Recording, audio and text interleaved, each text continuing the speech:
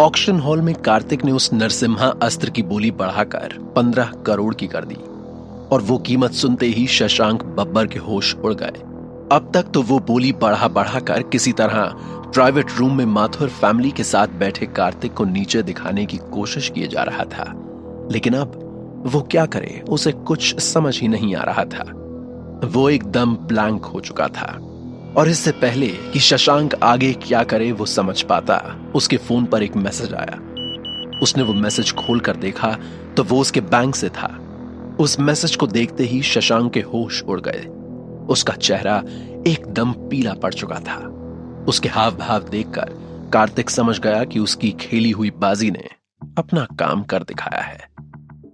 Mister Babbar, क्या हुआ तुम्हें? कीमत बढ़ाना जारी रखो एंड प्लीज अब ये मत कहना मुझसे कि तुम्हारे पास पैसे नहीं बचे हैं। कार्तिक की टॉन्टिंग स्माइल शशांक के कानों में जहर की तरह घुल गई। शशांक ने जल्दी से पूछताछ करने के लिए फोन किया, लेकिन बैंक ने उसे कोई जवाब नहीं दिया। उसने सिर्फ 40 लाख खर्च किए थे। उसके दिमाग की नसें फटी जा रही थीं।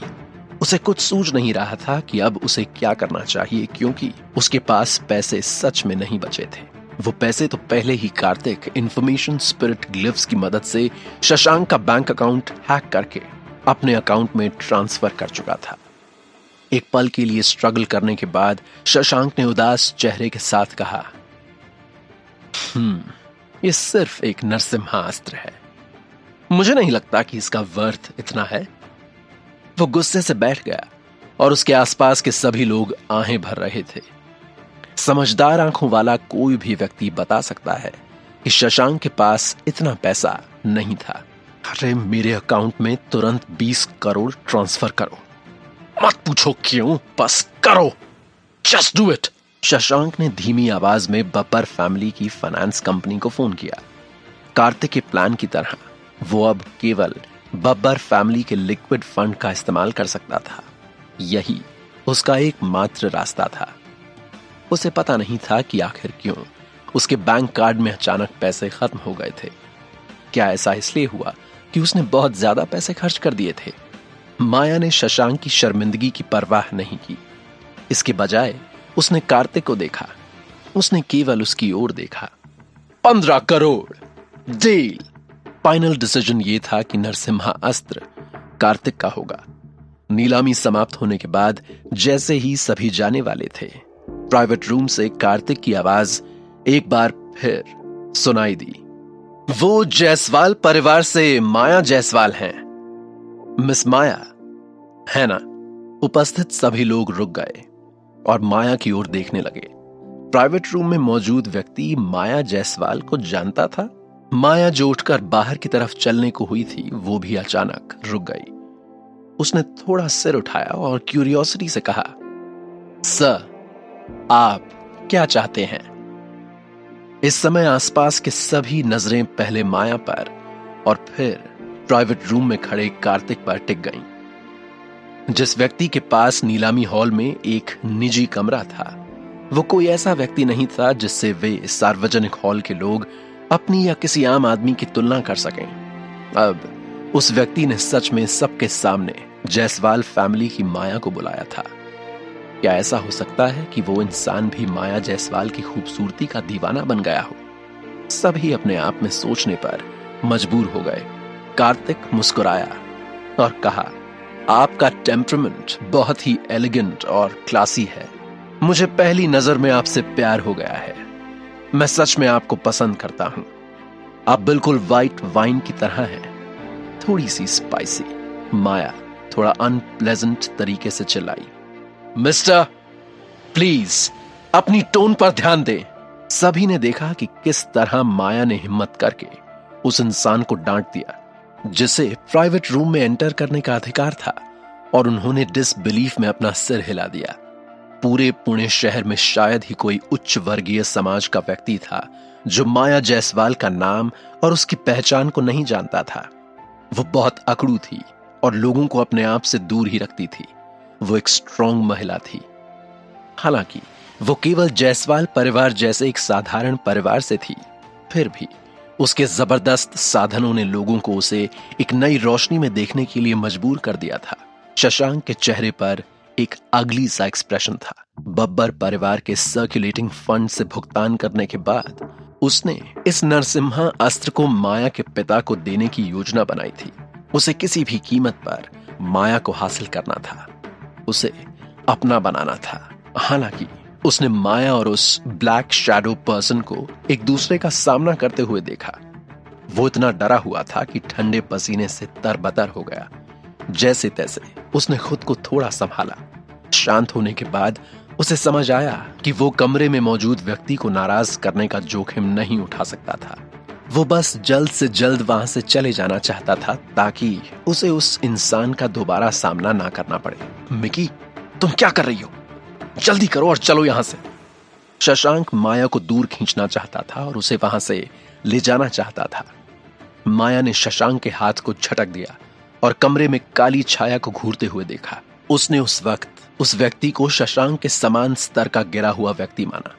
वे सभी उसकी सुंदरता की लालसा करते थे, जिससे वो डिस्गस्टिंग महसूस करती थी। हालांकि किसी ने इस बात पर ध्यान नहीं दिया कि उसकी आंखों में इस समय कुछ फड़फड़ा रहा है, मानो वो कुछ याद कर रही हो। 3 साल पहले कार्तिक हमेशा कहा करता था कि वो एकदम व्हाइट वाइन के प्याले की तरह लगती है, और ये हमेशा उसे गुस्सा दिलाता था। मैंने अभी बोलना खत्म नहीं किया है। मैं तुम्हें ये नरसिम्हा अस्त्र देना चाहता हूं। प्लीज इसे एक्सेप्ट करो। जैसे ही माया बिना कुछ जवाब दिए वहां से चली गई, कार्तिक की आवाज एक बार फिर सुनाई दी। माया दंग रह गई। इससे पहले कि वो उससे कुछ पूछ पाती, एक स्टाफ सदस्य ने नरसिम्हा अस्त्र को पैक किया और उसके पास लेकर आया। उपस्थित कई लोगों ने माया को आश्चर्य से देखा। क्या वो रहस्यमयी व्यक्ति माया की खूबसूरती में इंटरेस्टेड था?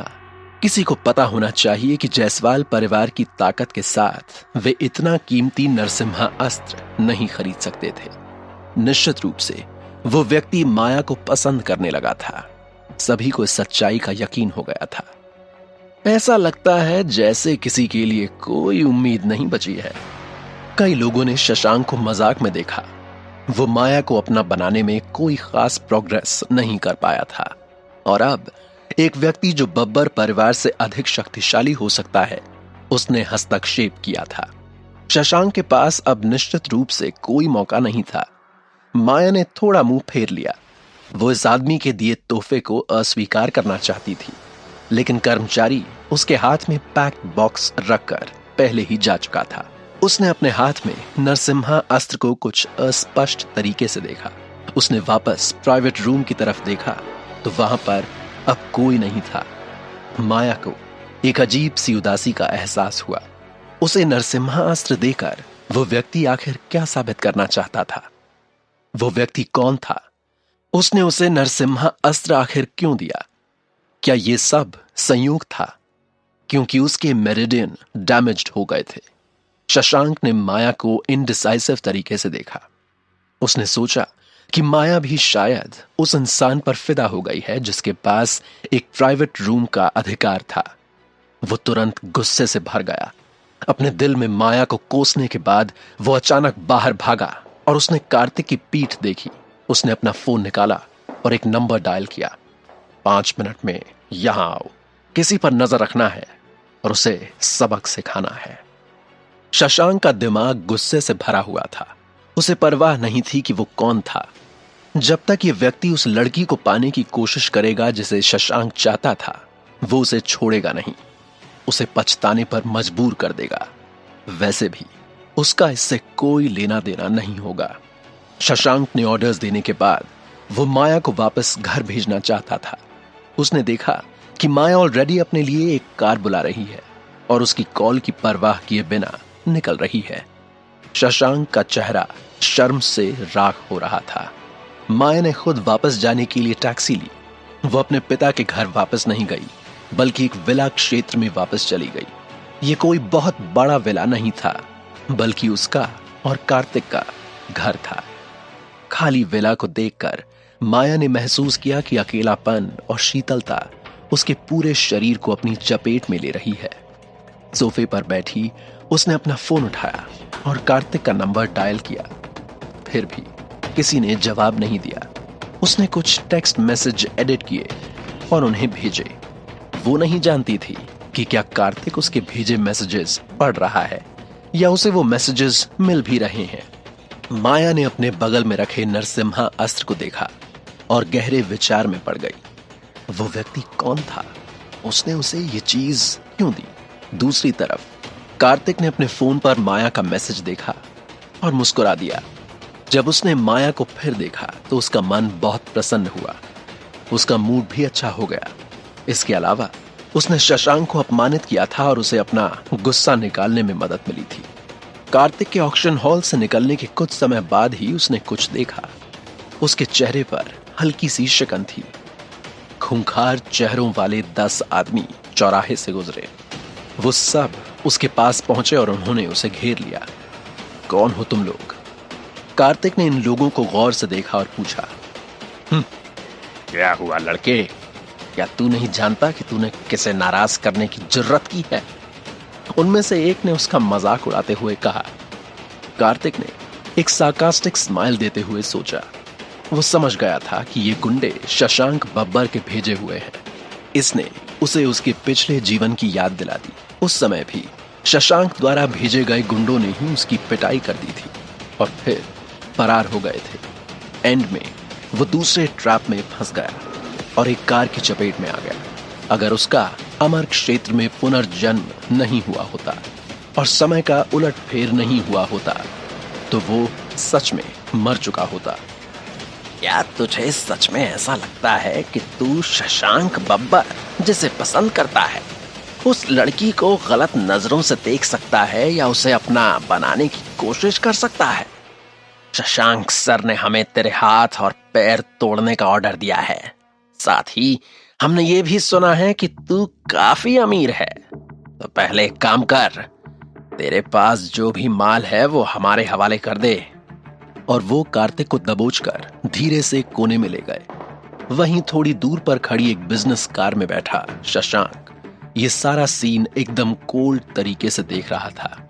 उसका विरोध करने की हिम्मत करके तू अपनी मौत को दावत दे रहा है, समझा? माया सिर्फ और सिर्फ शशांक का शिकार है जिसने उसे आज तक छुआ भी नहीं है। और इसमें यदि कोई दूसरा आदमी बीच में आने की कोशिश करेगा तो वो अपनी जान से हाथ धो बैठेगा। जब उसने माया के बारे में सोचा तो शशांक का दिमाग गुस्से से भर गया। पता नहीं वो अपने आप को क्या समझती थी जो उसे छूने तक नहीं देती थी। कार्तिक की नजर मुड़ी और उसकी गहरी नजर शशांक पर थी जो अपनी कार में बैठा था। पास्ट में भी क्या इस व्यक्ति ने उसे ऐसे पिटते हुए देखा था जैसे वो दूर से कोई शो देख रहा हो? कार्तिक हल्के से मुस्कुरा दिया और अपने सामने खड़े 10 लोगों को देखा। उसने ठंडे स्वर में कहा, क्या तुम लोगों को सच में ऐसा लगता है कि तुम सब मुझे हरा सकते हो? प्रमुख व्यक्ति ने कार्तिक के सामने थूका और कार्तिक के सिर पर एक भारी मुक्का मारा। इस समय कार्तिक तेजी से आगे बढ़ा। उस आदमी की मुट्ठी दीवार से टकराई, लेकिन कार्तिक की बॉडी वहां से पहले ही गायब हो चुकी थी। कहां गया? वो आदमी दहशत में इधर उधर देखने लगा। मैं यहां हूं। क्या हुआ? अंधे हो गए हो क्या? उन 10 ने एकाएक सिर उठाया। एक काली छाया जो मक्खन को काटने वाले गर्म चाकू की तरह थी, भेड़ के झुंड में घुसते हुए भेड़िए की तरह उसने एक भयंकर हमला किया। कार्तिक की मुट्ठी बंध गई और उन 10 के बीच आगे पीछे होकर घूमने लगी। हर एक मुक्के के साथ उन गुंडों में से एक को मार गिराया जाएगा। वो अचानक उछला और हवा में लुढ़क गया। उसकी लंबी टांगें बवंडर की तरह बाहर की ओर उठी, जिससे टकराकर प्रमुख व्यक्ति दर्जनों मीटर दूर जा गिरा। जमीन पर गिरने और बेहोश होने से पहले प्रमुख व्यक्ति हवा में कई बार लुढ़क गया। 1 मिनट से भी कम समय में कार्तिक के आसपास की सराउंडिंग अस्त व्यस्त हो गई थी। शशांक जो कार में था वो कार्तिक के स्पेस आर्ट को देखकर चौंक गया। उसने कार्तिक के स्पेस आर्ट के इतने शक्तिशाली होने की उम्मीद नहीं की थी। जब उसने कार्तिक को अपनी ओर देखते हुए देखा तो उसे लगा तो उसकी रीढ़ की हड्डी में ठंडक सी महसूस होने लगी। क्या होगा जब कार्तिक और शशांक का आमना सामना होगा। क्या शशांक कार्तिक को पहचान जाएगा या कार्तिक शशांक से अपने पिछले जन्म में की ज्यादती का बदला ले लेगा?